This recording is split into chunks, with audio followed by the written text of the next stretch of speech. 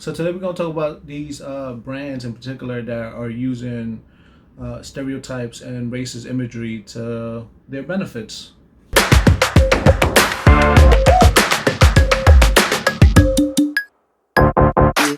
Austin, do you know about Aunt Jemima and what it represents and where it comes from, or a little bit of the history, other than knowing that it's the biggest pancake mix in the Well, nation? I obviously knew about Aunt Jemima. I wasn't aware of all the particulars until recently. I knew about minstrel shows, and like the history of and that in like American culture, but I didn't know that that's where Aunt Jemima came from. I didn't realize that it was actually also during that time period of branding. It was very common to use uh, these like imagery of like the old times where racial subservience was like common. So you would see common brands where they would use images of African American people in like a subservient role to sell other products, and this like abuse of that stereotype was well received and a common marketing trope. Obviously, that's deeply offensive, and now there is a movement to change the imagery, and I guess we should discuss uh, what are some things that, uh, as designers, we should be aware of, and things that we should, um, or things that we maybe personally want to be um, thinking about when if we're handling like a project of this delicate nature. Um, Marco, what would I don't know. What are your thoughts about this? Like as a designer, you always want to keep a little bit of the legacy. Just how in the last rebrand we talked about, it was the Toucan Sam and how they kept a little bit of the legacy. But in this case, there is no keeping of the legacy.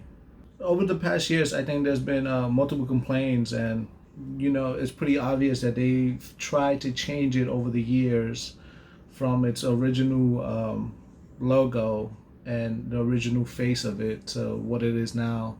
For a brand like this, I don't think a simple rebrand would do it justice. Like I think it just needs to they need to kill the brand itself and come up with something new. Also, the thing about this brand is it's so cemented, in its root. It's like rooted offensive stereotype. It's in its foundations. It was basically how it grew, right? So I almost feel that it there needs to be some sort of thing that needs to happen more. If it was just a name change and a complete different rebrand, I don't think that's enough at this point. At this point, I feel it had been existent. It feels like there needs to be some sort of reparations. Um, I'm not sure if they do I that. think we need to take a look at other brands as well. Like, even though the Black Lives Matter movement right now is being, it's every day in the news, right? That's the main focus of the nation. But I don't think like we should forget of other brands as well, like Eskimo pies. Like the word Eskimo is it's an offensive word to the natives of Alaska. Yeah, and then even going off of that, like outside of Aunt Jemima, there's other brands that have done this. I think the weird thing that I feel like is like some brands don't even get that much flack. They're like letting it go. Like we should be talking about Uncle Ben's. We should be talking about Mrs. Butterworth. We should be talking about all different types of brands that like have used like this stereotype of other races to sort of sell more product. It's just plain offensive that it's allowed to exist, right? Going back to it, like Mrs. Butterworth, like is obviously like a direct relation to Aunt Jemima's character, and I feel like that branding was just sort of like they realized Aunt Jemima was working and they created that brand. And I don't know if Mrs. Buttersworth has said anything. It's not even real maple syrup. So how can we go about rebranding these problematic brands? Like, what are the options? What do we see as like ways that they can All change. right, so I know of a couple of brands, Austin, that kind of they rebranded and they changed up their image for the same problem, where they had these racist imagery, or were using a culture to like boost their profits. Cleveland Indians, they got rid of their redskin Indian mascot and just kept the name Cleveland Indians. So you could go about it that way, where they got rid of the racist imagery, and just like as Land O'Lakes, they got rid of the Native American woman that was on front of their packaging and everywhere on their packaging. So both of these brands took away the I don't imagery. know. I'm just thinking about that too. Like, is that even enough at this point to get rid of these sort of mascots with these tropes?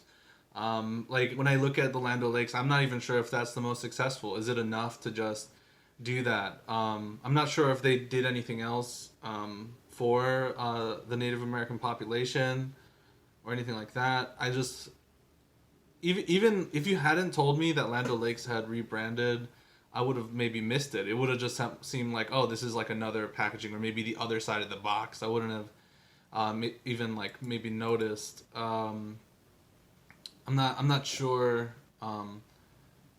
Yeah, this is it's a tough topic because I feel like if you are going to rebrand it, I think there needs to be some sort of message from the company that like, okay, like we want to do something, whether it is like, okay, proceeds will go towards a certain fund or a certain way that you can help that community that you've obviously profited off of, right? Like I feel like if there was some sort of um, give back, I'd feel a bit better about it. Not that it's good anyway. It's sort of more like ashamed. The brand should feel ashamed, and they should feel that they are doing something.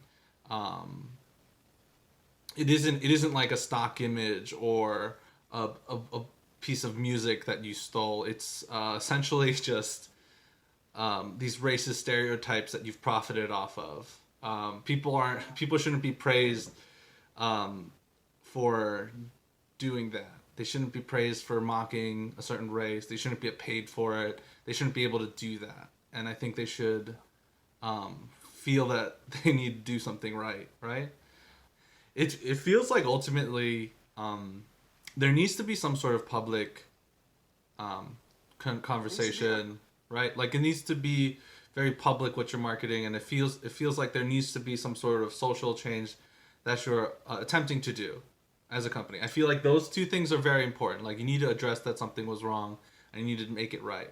And then you could be making this new brand, and then we'll probably eventually get along with it, right? Yeah, definitely. Like as a simple rebrand is not enough. I feel like you need to somehow develop some sort of messaging or mission, or make it upon the company's mission to fund breakfast, right, for the schools nationwide. Something that big and something that impactful needs to be done, because a simple rebrand and a simple imagery change is not enough. A name change, taking away Aunt or Jemima, and she could be named something else different. It's not gonna matter, right? Yeah, it needs to radically feel different, and also the people need to believe that it's changed. I also feel that you need to be bringing in the people that you're affecting.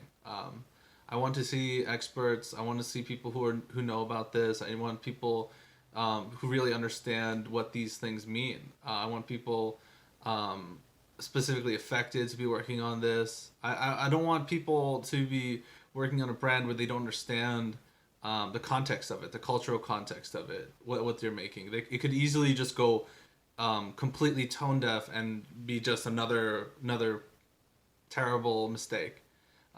If you're really committing to this and it's not just, oh, a ploy for attention, oh, we're in the spotlight now, I guess we got to change, that's wrong. And I really want like brands that are doing this to speak up now, and like it's time for you to change. It's your time to step up. This change is actually good. Change is good. I'm actually excited to see, um, excited and scared to see what are they gonna come up with, right? Because it could go both ways. It could go very well, or it could just go even get worse. I don't know. Yeah, I think this process, I think it's gonna be very telling what kind of company it is based on, I think, who works on it. I think based on the people they bring in to work on it, how well they handle the imagery. If they're trying to just do this quietly and hope that something else grabs everyone else's attention. But we'll be watching because we care about brands. We care about brands, we care about packaging, and change is good. And to see, that's our mission, right? We want to make brands grow great. And you know, I tip my hat off to Quaker Oats for trying to make this change. PepsiCo as well. Yeah. I tip my hat off to Kirby Maury and Alexis Ohanen for bringing this to everyone's attention. And in no way I'm educated enough to know which is the correct way, right? Like it needs to be research and research upon more research to and openness. I just worry about who the decision makers are. Like I think it would be